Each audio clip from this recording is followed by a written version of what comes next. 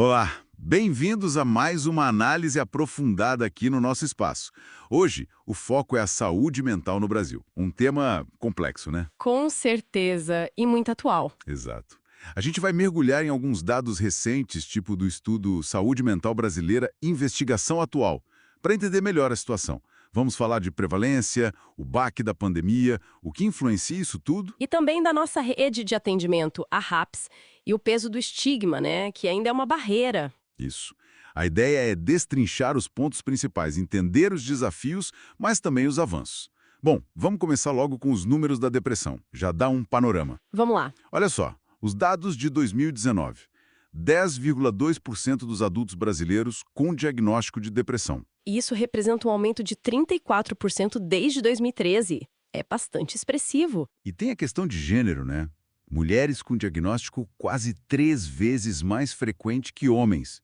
2,8 vezes, para ser exato. Sim, essa disparidade é um ponto constante nas pesquisas. Mas aqui tem um detalhe interessante.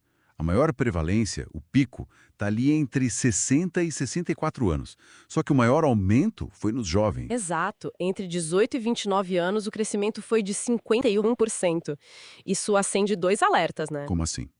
Bom, por um lado, os mais velhos, talvez por isolamento, doenças, já esperado, de certa forma.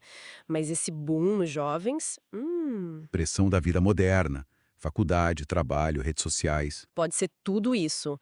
Ou também, quem sabe, uma maior busca por ajuda, por diagnóstico nesse grupo. O que seria bom, de certa forma. Sinaliza que talvez o tabu esteja diminuindo um pouco ali. Talvez. Mas, de qualquer forma, mostra que a gente precisa de olhares diferentes para cada faixa etária. E não dá para ignorar os fatores socioeconômicos aí também, né? Instabilidade, pressão, afeta muito os jovens. Falando em jovens, os números de lesões autoprovocadas são, assim, chocantes. Sim, são muito preocupantes. Entre crianças de 0 a 9 anos, a variação da proporção foi de 1000% entre 2011 e 2018. 1000%. É um número que assusta muito. E nos adolescentes de 10 a 19 anos, a concentração também é alta. Pois é, eles são uns 15% da população, mas concentraram quase 30% desses casos em 2018. Isso mostra a vulnerabilidade dessa fase, né? Muita pressão social, construção de identidade. É urgente pensar em intervenção precoce e bem direcionada para eles. Não dá para esperar. Essa urgência aparece também nos dados de suicídio, infelizmente. Sim, as tentativas se concentram muito na faixa dos 10 aos 39 anos. E a mortalidade cresceu em todas as idades entre 2011 e 2019. Mas, de novo, o aumento foi bem acentuado entre os mais jovens, de 5 a 14 e 15 a 19 anos. E tem aquele paradoxo de gênero que você mencionou antes para a depressão. Aqui também aparece. É verdade. Homens têm taxa de mortalidade quase 4 vezes maior. Mas percentualmente, a taxa feminina cresceu mais nesse período. Cerca de 28% para elas contra 22% para eles. O que pode indicar isso? Olha, pode ter a ver com as normas de masculinidade, né? Homens buscando menos ajuda, talvez. Mas o aumento entre as mulheres também é um sinal de alerta importante. Mostra que as estratégias de prevenção precisam considerar o gênero e, de novo, focar na juventude. E aí veio a Covid-19 para complicar tudo ainda mais, né? A tal segunda pandemia. Exatamente. A OMS falou no momento global de ansiedade e depressão de uns 25% só no primeiro ano. Foi um impacto duplo. Duplo como? Quinto, a crise econômica. Que já afeta a saúde mental de qualquer jeito. Totalmente. A depressão já era a principal causa de afastamento do trabalho antes da pandemia. Custos globais trilionários e é uma via de mão dupla. Trabalho precário piora a saúde mental, que dificulta manter o trabalho. Precisa de política integrada, então, olhar para a saúde no trabalho. Sem dúvida. E isso nos leva aos outros fatores que influenciam, né, além da pandemia. Os determinantes sociais, culturais, ambientais. Isso. Educação, renda são protetores. Morar na cidade, ter doença crônica são riscos. E geralmente o impacto é maior nas mulheres. E a cultura, como ela entra nisso? Influencia muito. Desde como a pessoa expressa o sofrimento, tipo, fala que tá com nervos, até como ela busca ajuda. E tem o risco da medicalização exagerada. Por isso a importância da competência cultural nos serviços, né? Fundamental. E aí os agentes comunitários de saúde são peças-chave. E não podemos esquecer do ambiente. Tipo, ecoansiedade, essa preocupação com o clima. Sim, isso está crescendo. E o ambiente na infância, claro, o risco acumulado.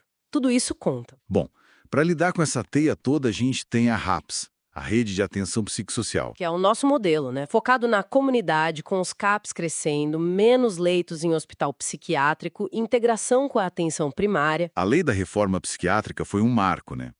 E parece que teve um anúncio de mais investimento em 2023. Sim, a RAPS foi um avanço conceitual enorme, mas os desafios são gigantes, né? Tipo, Olha, o acesso ainda é uma barreira grande, varia muito pelo Brasil, o financiamento é histórico, o subfinanciamento. Menos de 2% do orçamento do SUS para a saúde mental. É muito pouco. menos de 2%? Nossa. Pois é. E aí tem o debate, né? Foca na comunidade ou fortalece o hospital? Tem visões diferentes aí da ABP, do CFP. E a falta de dados que você mencionou, o apagão. Exato. Dificulta muito saber o que está funcionando, onde precisa de mais recurso, avaliar o impacto real, sabe? Inclusive daquele aumento de investimento que você citou. Ele chegou na ponta? Fez diferença onde? Entendi. Falta essa clareza. E por último, mas não menos importante, o estigma. Ah, o estigma. Continua sendo uma barreira enorme para procurar ajuda. Mas, por outro lado, os CAPs têm um papel muito legal em ajudar a mudar essa percepção, sabe? Empoderando os usuários, as famílias. Isso. E a participação política deles, que vem lá da luta antimanicomial, é super importante para construir identidades mais positivas. E campanhas, né? Tipo Setembro Amarelo, ajudam a quebrar o tabu, falar de suicídio, mostrar que tem tratamento. Então, resumindo a ópera, a gente tem necessidades crescendo, a pandemia piorou tudo, tem um monte de fator social e cultural influenciando. E um sistema de cuidado, a RAPS, que é um avanço, mas que luta contra a falta de acesso, dinheiro e até informação. É complexo. Muito complexo. E sabe, talvez a grande questão nem seja só aumentar serviço.